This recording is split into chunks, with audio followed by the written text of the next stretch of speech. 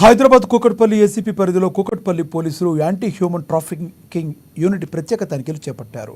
రోడ్లపై వ్యభిచారాన్ని నిర్వహించే వారిని దృష్టిలో పెట్టుకుని ప్రత్యేకంగా తనిఖీ చేశారు.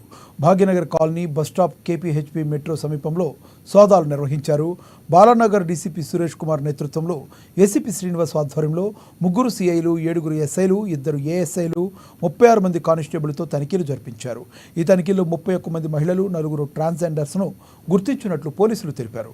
కూకట్పల్లి పోలీస్ స్టేషన్ పరిధిలో 4, కేపీహెచ్పీపీఎస్ పరిధిలో 1 కేసు నమోదు చేశామని, వారిని కూకట్పల్లి ఎంఆర్ఓ సమక్షంలో బైండ్ ఓవర్ చేసినట్లు అధికారులు తెలిపారు.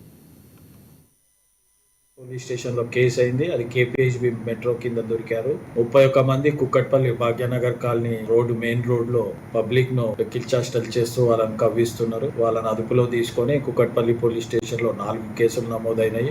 వీరిని ఐపీఎస్ కేసులు రిజిస్టర్ చేసిన బిఎన్ఎస్ యాక్ట్ కింద వాళ్ళపై చర్యలు తీసుకున్నాము. అలానే వాళ్ళు మంచి ప్రవర్తనతో నడవాలి అని చెప్పేసి